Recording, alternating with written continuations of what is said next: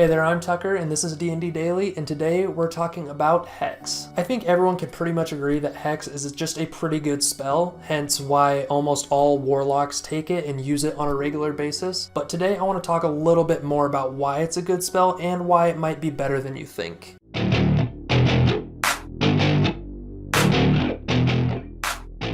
As most people know, Hex is just really good for a straight up damage boost. While the spell does take your concentration and your bonus action for a turn in every turn that you choose a new target, it's still going to be a good solution and a good spell for many situations just because of the damage alone. This will especially be the case if you're fighting a single enemy that is really big and strong, because the damage bonus lasts for such a long time. However, Hex might not be the best against a lot of lower HP enemies because they die so fast, so you're going to be burning through your bonus action a lot. And if the damage bonus wasn't enough for you, there's the second feature of Hex, which I think is often overlooked by a lot of people. That is that Hex is a no save way to give somebody disadvantage on an ability checks involving a single ability score. This can be really good in and sometimes out of combat. In combat, there are a lot of cool combos that you can do with Hex if you target strength or dexterity. And out of combat, if you target wisdom or charisma, there's also a lot of really clutch moments that you can have with it. However, out of combat, because you can only target a new creature if the first target drops to 0 hit points, you won't be using this all the time, really just in those clutch moments. I'm gonna just go down the ability scores from strength to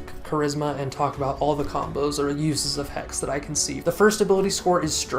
Some good combos to use if your Hex is targeting strength is Web, Entangle, and Maximilian's Earthen Grasp. Because you're using your concentration on Hex, another party member is going to have to cast these spells, but once they do, it can work really well. All three of these are initially a saving throw, so once they miss their first save, they're just going to have a greater chance to keep missing those saves over and over and over. They're going to keep using their actions and burning them on trying to get out of those restraints. If you don't have other spellcasters, or if you just have a marshal that really wants to pair with you, you can use net, manacles, or just grapples to try and get the same thing. All three of those is just a skill check. There's no saving throw, it's just skill checks to try and do those. So targeting that is going to be really great. And all of these with strength either give the creature the grappled condition or the restrained condition. So their movement speed is going to be 0, and if they're restrained, you're going to have advantage on all attacks against them. Next is dexterity. Some good options if you target dexterity with your Hex is going to be Alchemist's Fire. Because it's a skill check with Dex to put out the Alchemist's Fire, it's just going to keep burning them and they're going to have a disadvantage on putting that out. Also, grappling is going to be another option for this, as acrobatics is always a second option in getting out of grapples. So if somebody is going to be more likely to escape with acrobatics than athletics, maybe target their Dex if you're trying to get that grapple combo. Also, you can try and target acrobatics or stealth if somebody is going to be really mobile and jumping around, or if they're going to try and sneak away after the combat. Next is Constitution. Of the physical stats, Con is probably going to be the least useful and is really just going to be useful out of combat as far as I can see it. I can see this in a drinking contest if you really want to win, specifically only if your DM is doing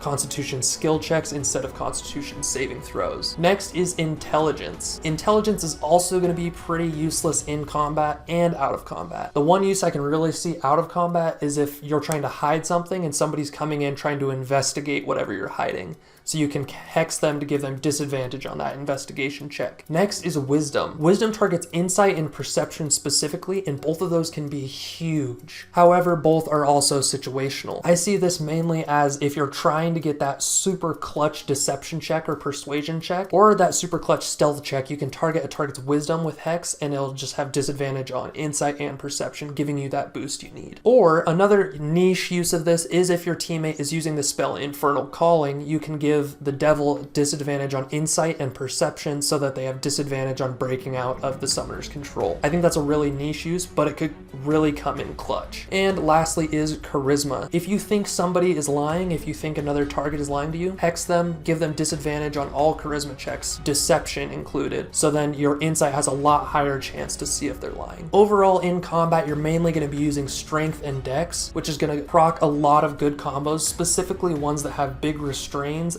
and big grapples. Out of combat, you're mainly going to be using Wisdom, which is going to have really good options for it, however still niche, and Charisma, just targeting a target's deception or persuasion mostly. However, remember, Hex out of combat is not going to be the most optimal, but could come in really clutch when you need it. So don't be afraid to use it, but also it's probably not your go-to. If you have a day where you know combat's unlikely, Hex could be what gives you that extra edge. And lastly, Intelligence and Constitution won't come up that often that I can think of, but I would be excited to hear of any other ideas you can come up with or other ways you've targeted Intelligence and Constitution with your Hex. If all of this wasn't good enough for you, you also have to keep in mind that Hex lasts so long. For a Warlock spell, because you don't have that many spell slots, Hex lasting that long is just going to be amazing. When you cast it at 1st or 2nd level, it lasts for an hour, which isn't that great, but still really good. When you cast it at 3rd or 4th level, it's going to last for 8 hours, so most of the day. And when you cast it at 5th level, it's going to last 24 hours. So for just one slot at 3rd level and above of casting it, you can keep it going for most or all of the day, and until you need to drop concentration to do something else. This also works really well with the aspect of the moon invocation, because it makes it so you don't have to sleep. Because you're not sleeping, you don't necessarily have to lose concentration. So once you're casting the spell at 5th level, you'd have it active 24/7 as long as you're concentrating on it. And if you're laying this with a lot of short rests in your campaign while your companions don or doff armor